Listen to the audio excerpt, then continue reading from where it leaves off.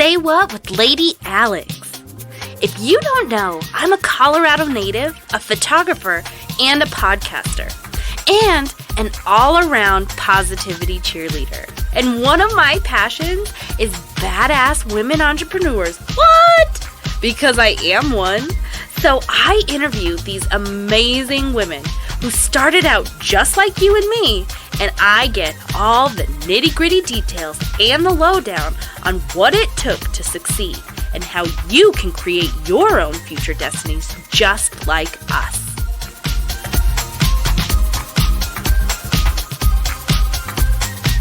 Welcome back to the 27 Studios. I'm your host, Lady Alex, and today's episode is very exciting. Via Zoom call today, we have Shana Campbell. She is a personal and professional growth strategist who is gonna blow your mind with her top secrets on growth in life and how it ties to business. Welcome to the show, Shana. Oh my gosh. Thank you so much, Lady Alex. I really appreciate it. As I was saying it, I was like, oh my gosh, I didn't even ask. Is it Shana or Shanna? I do apologize if I said it wrong. No, it's Shana. Okay, perfect. I had a friend named Shanna, and it was 2 N's, so I just put 2 and 2 together. So, professional and personal growth strategist. What is that? How did you get kind of mixed up in this gig? Partially by accident, partially on purpose, I always like to say. So first, I just want to say thanks for having me. And I'm so excited to have such an awesome conversation today about this.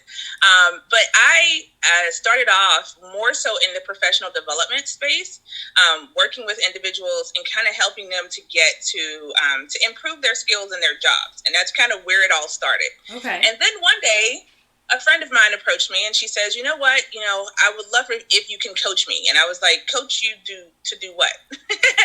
And she's like, I want a life coach, and I wanted someone, and I was going to hire someone, and I thought of you. And so I would love it if you would coach me.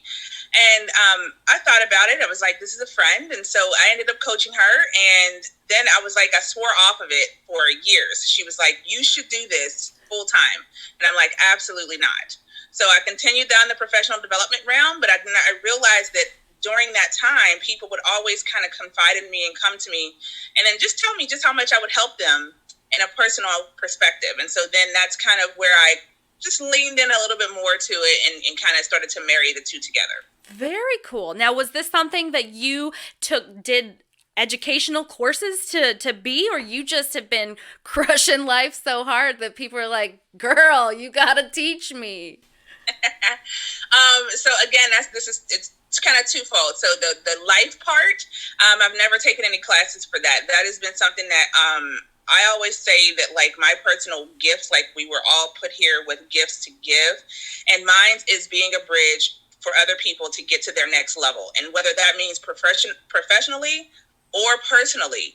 And so being in that space, it was just something that always just happened. And then one person told another person, and then I helped someone else with a job, and then that person told another person.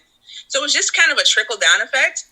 But on the professional side, I did get some training and a few certificates. But even on that side, it was something that once you learn, it's process kind of based. Once you learn it and then you start honing your craft, the more you do it, the more it kind of becomes one of those things that's kind of second nature to you. So a practice makes perfect kind of thing. Yeah, the more you look, the more you see type yes. deal. Very nice. I love that. That's really cool. And I love how you kind of express that this is your passion. This is not just a passion, but kind of like your calling to do this. And I mean, heck, it'd be really nice to be your friend. Well, I do have some more awesome questions for you. I know for me personally in my business, I have a tendency of kind of having this block of what I personally feel I can achieve versus what, the possibility of my achievements are. I know that could be tied with, my mental blocks. Now, how have you been able to overcome your life mental blocks to be able to be as successful as you are right now? I think it's kind of twofold. I think it's one, you cannot go at it alone because you will begin to believe your own stories. And I want to say that again. You will begin to believe your own stories. And the reality of it is they're not true. Like we all know, there's something we feared before. And then once we actually had taken it on and we've done it, it was like, oh, that was not so bad. And so in our minds, though, we trick ourselves to believe, the stories about ourselves. We're not equipped to do things. This is, why is someone asking me to do this? I'm not equipped to do that. And that's how I felt when my friend asked me to coach her. I was like, that's not something I'm equipped to do. And so I pushed it off for a while. And then it's just, they never stop, so once you hit one milestone, another one is going to come. And the one thing that I say, so don't go at it alone, meaning find you some other people who can see things in yourself that you don't see when those times happen. And it's not always going to be your family. For me, I've been so very lucky to find some business, I call them business besties, that can kind of, snap me back into shape when I'm really, really doubting myself and I'm getting into that place of overthinking and overwhelm. So they are really great at telling me to take a step back, stop, maybe you need to take a rest, and seeing things that I don't see in myself, or like reinforcing that I'm doing a really great job and that I'm fit to do this job. So that's the first thing. So don't go at it alone.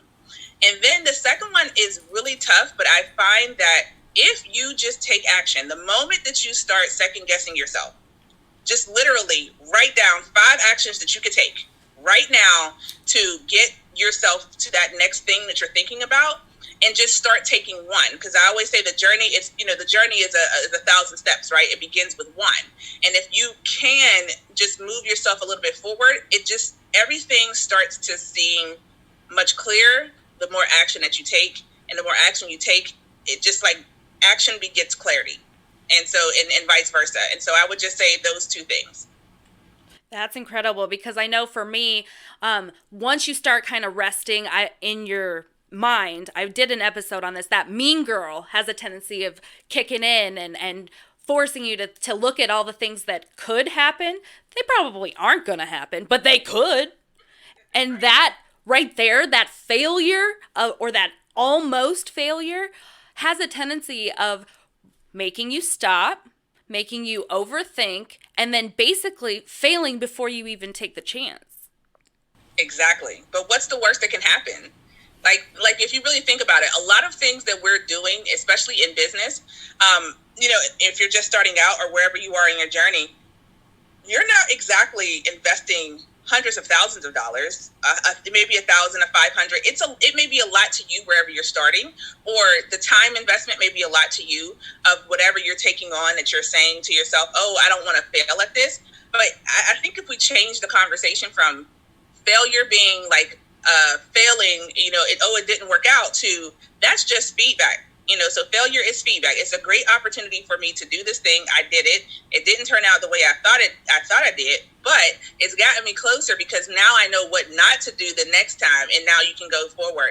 And it's like, it sounds really almost counterintuitive. All of those things are like really like, oh, like, why would I do all of that? Like, it sounds like I'm trying to like do some mind hacks. But the more that you change the language in which you speak to yourself, like amazing things begin to happen. Yes, it's incredible what your mind can do when you're not even thinking about it. So why would you feed it toxicity and let it poison you? That's what I've always said. That's something awesome. So now you have said in the little spiel before how you have these accountability partners who help you in business to get out of those funks. Now, with being a professional and personal growth strategist, have you had times of self-doubt where you don't think that you can do what you're doing, even though you're being successful at it?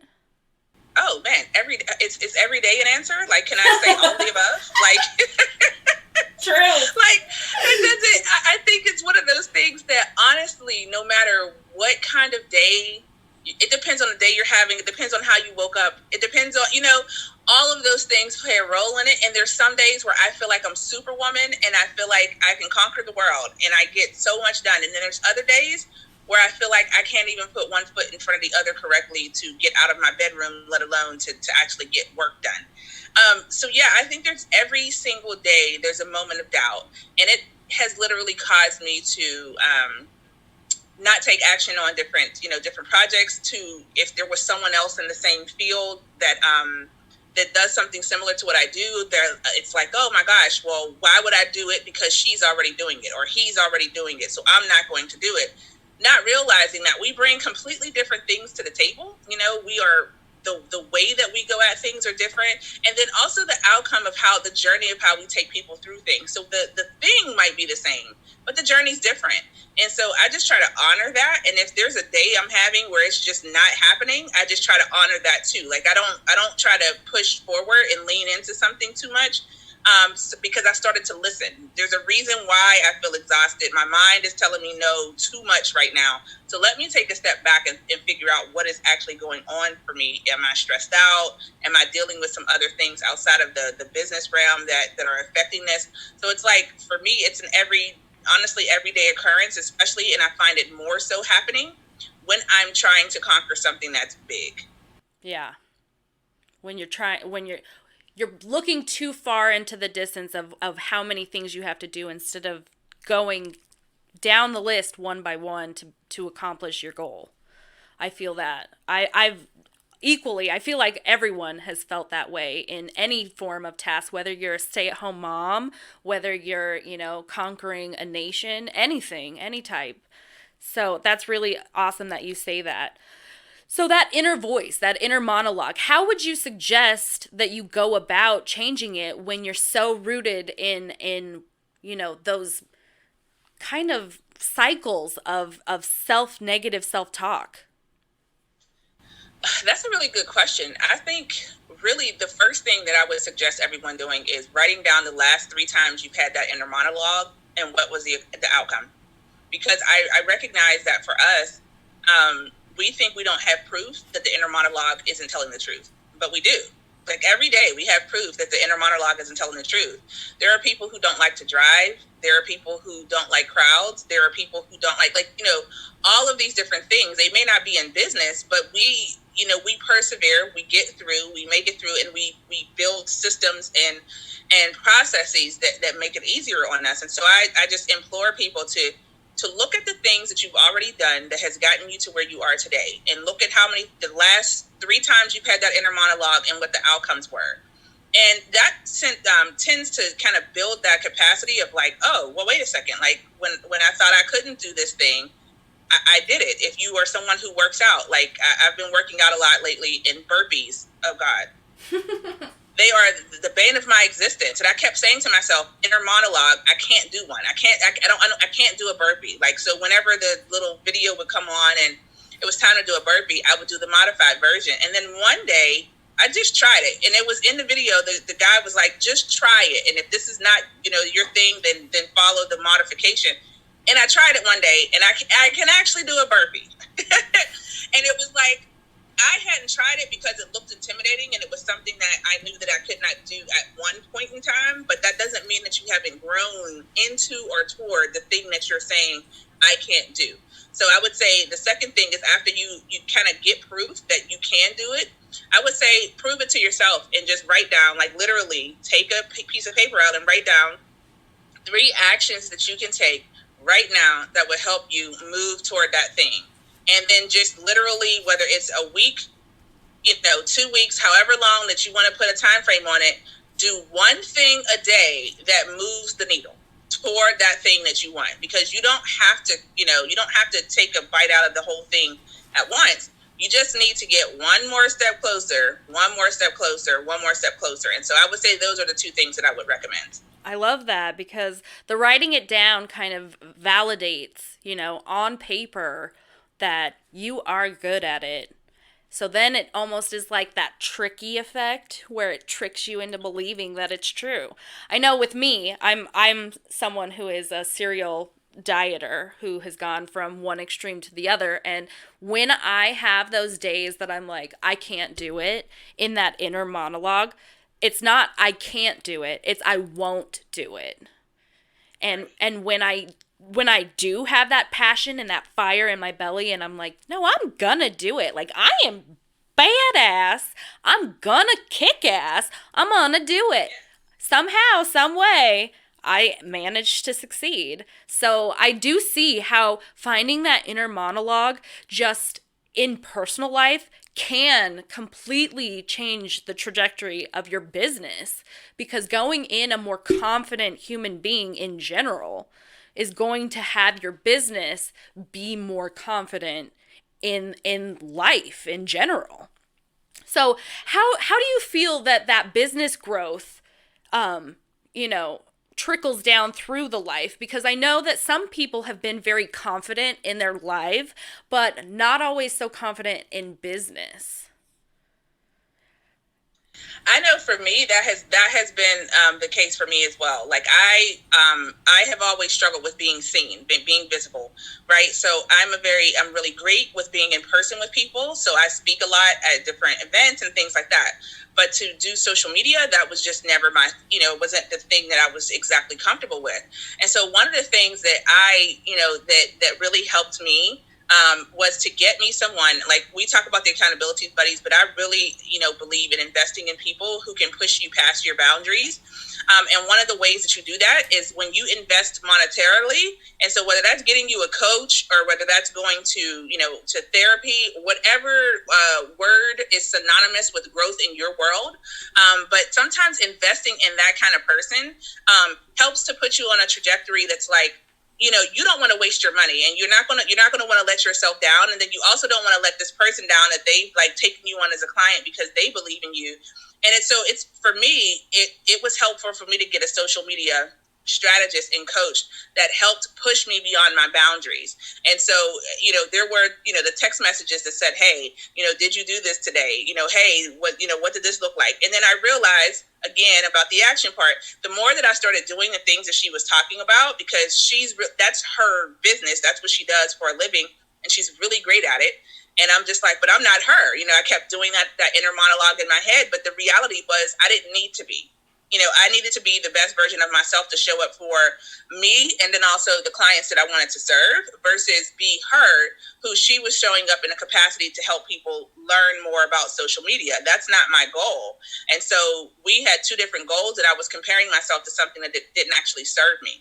So one of the things that I would say for anybody, who's listening and having a trouble with this is just decide.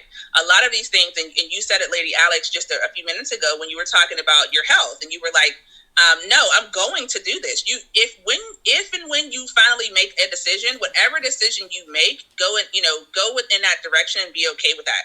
But I think that we allow ourselves, and the reason why we sometimes aren't as confident as we need to be is because we won't make a decision. We allow ourselves to stay in limbo, and the limbo is an area of comfort for us, and we don't want to be discomfort. We don't want to be uncomfortable. So instead of making ourselves uncomfortable, we'll just say, well, I don't know. And it's like, no, you actually do know. And it's like saying like, oh, I'll try. Well, the reality of I'll try is like either you can or you can't. Either you will or you won't. There really isn't any try. Yeah. I mean, if you, break it down to its kind of basic form. So that really it's asking yourself, am I willing to do this? And then being okay with the answer. Yes or no, just decide. And then be okay with that and then move past there. Yeah. That is because I mean, I've done a lot of like leadership training and leadership counseling and stuff like that. And I know that there was this one man, and he got under my skin so badly because I was like, well, I am doing, like, I'm trying to do this. And he's like, are you doing it or aren't you doing it? And I'm like, no, I'm trying. He's like, it sounds to me like you aren't doing it. And if you want to do it, just do it.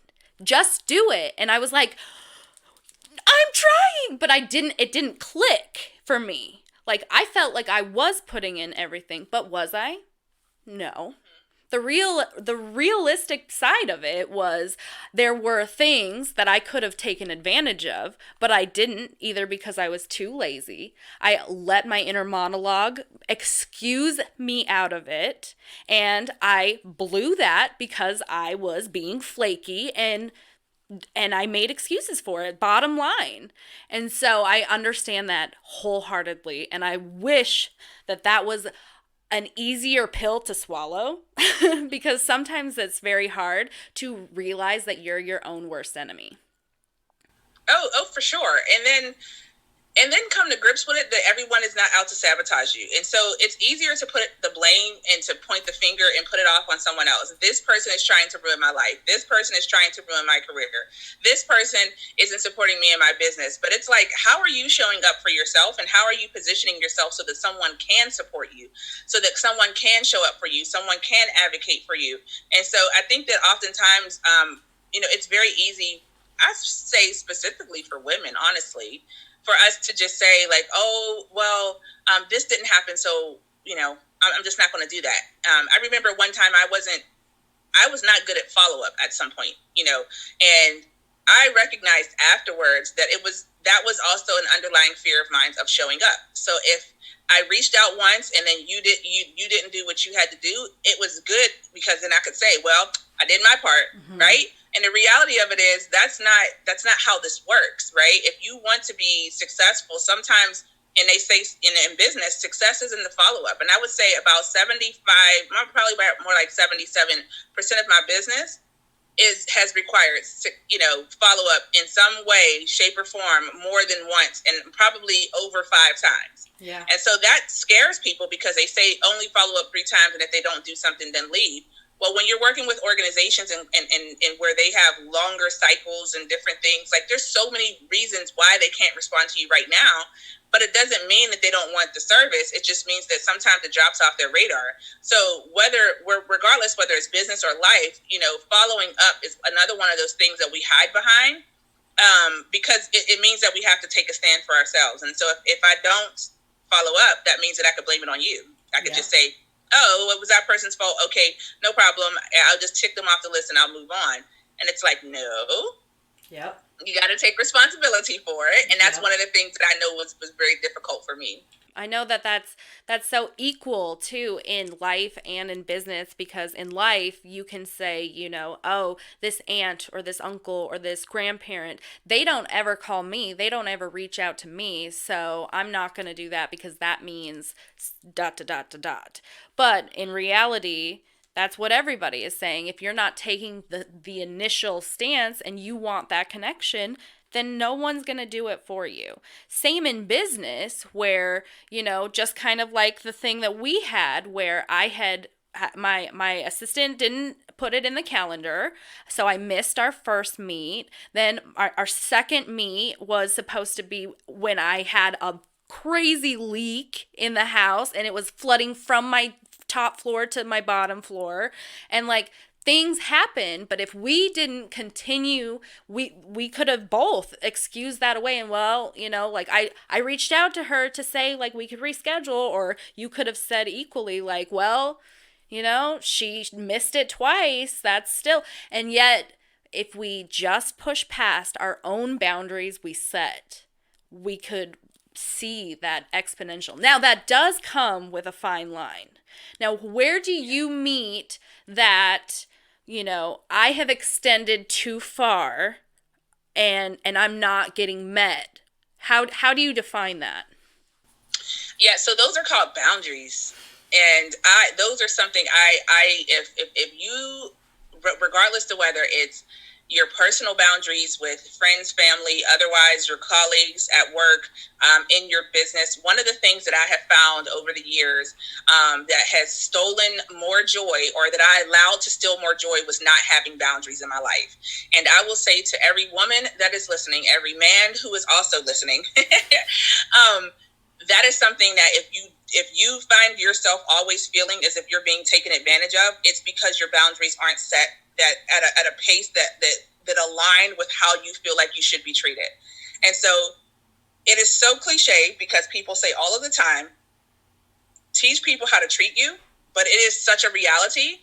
And so I'll talk about it, in business, one of my things was I would find myself working with certain clients, and I would say, when this project is over, my goodness, I don't want to work with this kind of client anymore. But then you're in between, do I not take the client because of the money, right? You want the money, you want the revenue. Or do I just move forward and I just, don't take the client at all and risk burning the relationship? So one of the things that I found was I wasn't willing to set the boundaries myself, because if I did, then that means that I had to actually think and put myself first and draw a line in the sand and say, this is acceptable, this isn't acceptable. And I wasn't comfortable with that. And I'm just being honest with you. It was very difficult. It was hard for me, as you talked about, like family, calling your family. And I have a large family. And so I would always say, well, they don't call me, so I'm not going to call them. But the reality is my life is set up very differently than they are. And so you have my brother who has 4 kids and a wife. And I'm saying to him, well, you should have the same, you should feel the same way about this as me, so that you should make the time. And it's just like, just extend the olive branch and then also communicate around that. And I think that that's one thing that we don't do. So we don't set boundaries well, and we don't communicate well around those boundaries. And I think that it's very hard until you learn how to say one important word, one just really important word. It's 2 letters, ends in a period, and that is no. No is a complete sentence. I don't care if you spell it forward, backwards, upwards, downwards. No is a complete sentence. And it feels really awkward when you first start, awkward yet empowering when you first start saying no, right? And then the moment you start saying no, you will start to see people start to treat you differently. The person who always asks you to borrow money will no longer begin to ask you as often. The person who was doing ill things to you, and you just said, okay, I'm going to distance myself from this person. Now you feel yourself in a different space when you talk to this person because you've set that boundary. And when they begin to say ill things, you can cut it off and be in a clean space. For me, with my clients that I did not want to work with, when it started to go in that direction, I put in protocol in my scope of work that would talk about scope creep and what it would look like. And I didn't want to have those conversations because it would mean that I would have to go back to them and really be asking for more money or tell them that we had to table this until later. And now I'm empowered to do that because it's not about leaving money on the table. It's about doing myself and my team a disservice if I don't speak up about this. And they are going to continue to take as long as you allow a person or a business or someone else to feel like they can get that value from you. So there is a fine line, as you said before. But I think the more you start saying no and become empowered in your no, and I had to practice standing in front of the mirror, having those conversations that I have before I have the real conversation with someone. All of those things matter and they are valid. And I will say, do it in your own time. Don't allow someone to push you. But when you find yourself crying, when you find yourself feeling awful in someone else's presence, when you find yourself working with a client that you just don't want to work with, that is a key to you that your boundaries are not in alignment with how you feel and how you want to be treated, and that you need to do something about that. Yes, girl, that gave me the chills because so many people don't say it. I know for me, even in my own relationship, like there are times where I don't want to be that person that like, I have to say something again, blah, blah, blah. So like, I'll just deal with it. No, because boundaries are important, whether it's, I don't want you in my space or, I don't want you taking advantage of me anymore. And for those people who get mad at you, that you're putting up boundaries with them, those are the people that are taking from you the most. And without those boundaries, like you said, people are going to take from you. Without you setting it up and protecting yourself and your business and your employees, people are going to do that. It's not a peaceful, beautiful, sunshine and rainbows type of world out there. And it's a hard reality to learn, but it's something that you need to understand and always use caution with. So I love that you said that. Now, you said that you're not the best at social media, but you are getting better. You have your coach. Where is it that you like to hang out? If we wanted to, come find you, have you coach us, business and professionally? Absolutely. So yes. So I bottle all of this energy up and I put it on to LinkedIn most of the time is a place where I hang out. I don't personally post often, but I engage much more than I post. So if you want to find me over there, I am at Shana Campbell on LinkedIn. I'm also at Shana L. Campbell on Instagram. So I hang out on Instagram as well. And then in a ton of Facebook groups, everything from your affinity groups to your business groups. I'm probably in, a myriad of different places. That's where you and I met, yes, right? It is. It's one of those things where if you want to connect with me, and I would say the two easiest places are on Instagram and also over on LinkedIn. Perfect. Excellent. Well, I'm so excited that you were here. My listeners are gaining so much knowledge from you. I know that it's sometimes hard to just live that authentic truth and like you said, just be who you want to be and be able to put boundaries up like that. But I'm so proud that there are so many like-minded women that are taking that leap, and I just appreciate you giving your secrets to us and allowing my listeners to hopefully take that leap in business and life. So thank you so much. Absolutely. Can I share one more thing? Yes, of course. Yes. So I wanted to just say around all of this that, one of the things that gets overlooked is how you communicate this information. So language matters. Language matters. Language matters.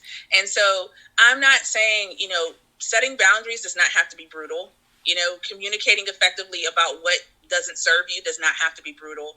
I want you to give yourself grace because you deserve it. But I also would like you to finally put yourself first. And so everything that you do, think of how you would like to receive that message, and also the person that you're speaking with, how they best receive messages. Because some people, you got to get to the point.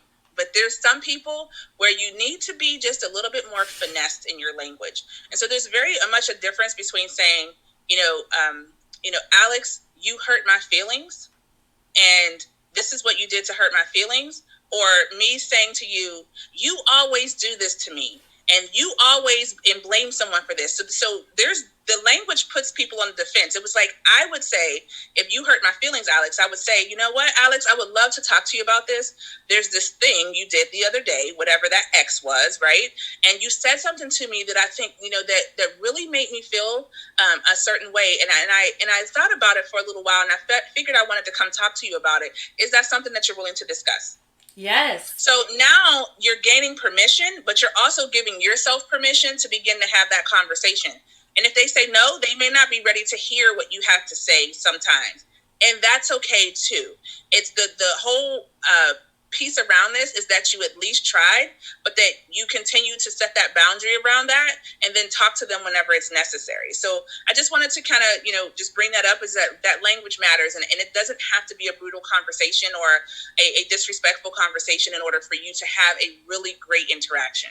Yes, I love that, because using phrases like you always, it triggers people, because I don't always, you just have that feeling right now. And so it can immediately in relationships, even in your own marriage, in business, it's important, like you said, to watch what you say and how you say it.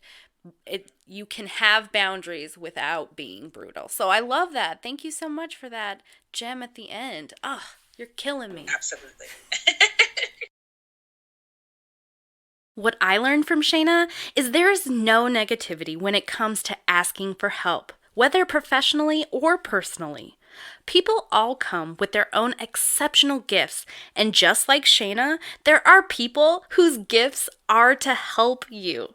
Personally or professionally, if you want to help in getting yourself organized and succeeding with Shana, you can find those links to her pages in the show notes.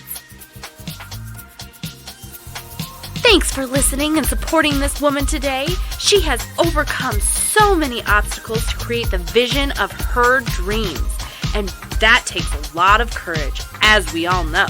So give this a like and share it with your friends. You never know what can inspire your true passion and light that fire to make the future of your dreams. I mean, it could be right here in this podcast. So share us and like us and be that inspiration today.